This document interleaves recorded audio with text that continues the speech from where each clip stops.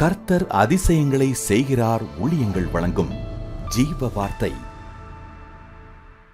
இந்த நாளிலும் கர்த்தருடைய ஊழியக்காரன் உங்களை வாழ்த்துகிறேன். நீங்கள் கர்த்தரால் ஆசீர்வதிக்கப்பட்டவர்கள், கர்த்தரால் முன்குறிக்கப்பட்டவர்கள். கர்த்தருக்கு சாட்சியாய் நீங்கள் எழும்பப் போகிறீர்கள். ஆண்டவருடைய நாமம் உங்கள் வழியாய் மகிமைப்பட போகிறது. கலங்காதீங்க. இந்த நாள் ஒரு அற்புதத்து நாள். இந்த நாள் உங்கள் விருப்பங்களை ஆண்டவர் நிறைவேற்றுகிற நாள். இந்த நாள் ஆண்டவர் செய்கிற காரியம் இந்த பூமியில் நீங்கள் வாழுகிற நாளெல்லாம் சாட்சி சொல்லி கர்த்தரை மகிமைப்படுத்தக்கதாய் மாறப்போகிறது. அப்படிப்பட்ட அற்புதம் இன்றைக்கு நடக்கப் போகிறது. இன்றைக்கு நாம் தியானிப்பதற்கான ஜீவார்த்தைக்கான வசனம் யோபு 29:22. என் பேச்சுக்கு பேசாமல் இருந்தார்கள், என் வசனம் அவர்கள் மேல் துளி துளியாய் விழுந்தது. என் வசனம் அவர்கள் மேல் துளி துளியாய் விழுந்தது.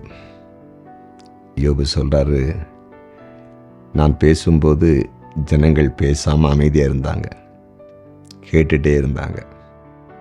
நான் பேசின வார்த்தை, அந்த வசனம் துளி துளியாய் அவர்கள் மேல் வந்து விழுந்து கொண்டே இருந்தது. வசனம் விழுந்ததான் துளி துளியாய். யோபுடைய வாயிலிருந்து என்ன புறப்பட்டது? தேவனுடைய வார்த்தை, தேவனுடைய வசனம், மற்றவர்களை வாழ வைக்கிற வார்த்தைகள், ஆறுதலான வார்த்தைகள், விசுவாச வார்த்தைகள். அது அப்படி துளி துளியாய் தண்ணீர் துளியை போல, பனித்துளியை போல ஜனங்களுக்குள்ளே விழுந்து கொண்டே இருந்தது. அது உள்ளே சென்று கொண்டே இருந்தது. ஏன் யோபை மட்டும்தான் அப்படி கர்த்தர் நடத்துவாரா? யோபு பேசும்போது மட்டும்தான் வசனம் வெளிப்படுமா? துளி துளியாய் வசனம் ஜனங்களுக்குள்ளே போய் கொண்டிருக்குமா? ஜனங்களுக்குள்ளே மாற்றம் வந்து கொண்டிருக்குமா? உங்கள் மூலம் செய்ய முடியாது. கண்டிப்பாக ஆண்டவர் செய்வார். உங்கள் வாயின் வார்த்தைகளை மாற்றப் போகிறார். உங்கள் வாயிலிருந்து, யோபன் வாயிலிருந்து புறப்பட்டதை போல துளி துளியாய், மழையைப் போல, பனியைப் போல வசனம் புறப்பட போகிறது.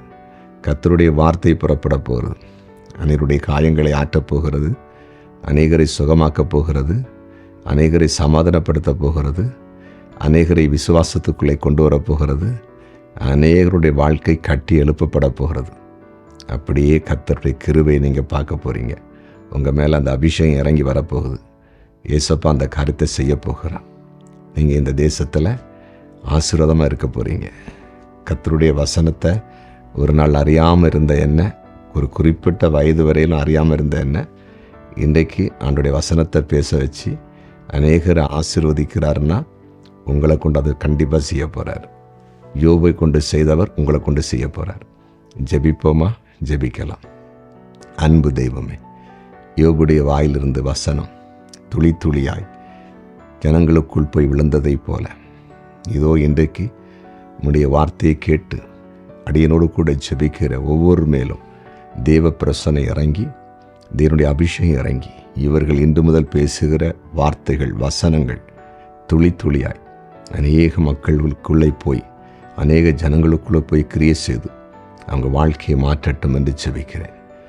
நீங்கள் பேசின வார்த்தை தான், நீங்கள் சொன்ன வார்த்தை தான் எங்களை கட்டி எழுப்பினது, எங்கள் வாழ்க்கையை உயர்த்தினது என்று ஜீவனுள்ள சாட்சிகளை ஆண்டவர் எழுப்ப போகிறபடியால் நன்றி.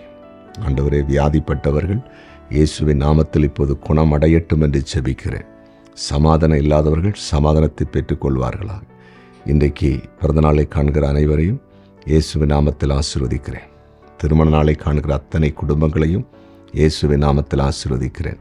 கமெண்டில் ஜெப குறிப்புகள் அனுப்பியிருக்கிறவர்களுக்கு ஆண்டவர் அற்புதம் செய்யும்படியாய் மன்றாடுகிறேன். நீர் அப்படி செய்கிறேன். நன்றி. இயேசுவின் நாமத்தில் பிதாவே. ஆமென், ஆமென்.